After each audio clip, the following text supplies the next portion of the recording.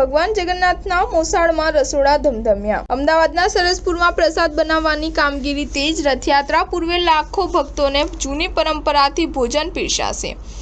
જગતના નાથની નગરચર્યાને હવે ગણતરીના કલાકો જ બાકી છે।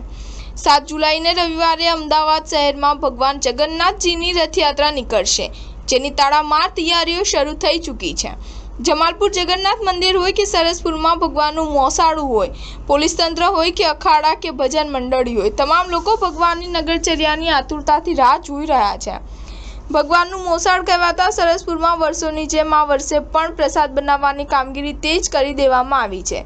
અહીં આવનારા લાખો ભક્તોને ભોજન પીરસવામાં આવશે। ઉલ્લેખનીય છે કે ભગવાનની રથયાત્રાના દિવસે સરસપુરના એક પણ ઘરનો ચૂલો પ્રગટતો નથી। તમામ લોકો મોસાળમાં ભાણિયાની આગતા સ્વાગતા કરવામાં મગ્ન થઈ જતા હોય છે અને ભક્તોને ભોજન પીરસે છે।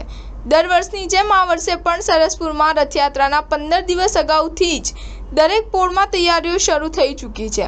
ત્યારે રથયાત્રાને 2 દિવસ જ બાકી છે, ત્યારે સરસપુરની વિવિધ પોળમાં પ્રસાદ બનાવવાની શરૂઆત થઈ ગઈ છે।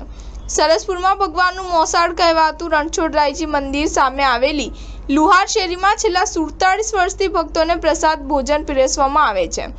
આ ઉપરાંત અન્ય 12 જેટલી પોળમાં રથયાત્રાના દિવસે ભક્તો માટે પ્રસાદી અને ભોજન રાખવામાં આવે છે।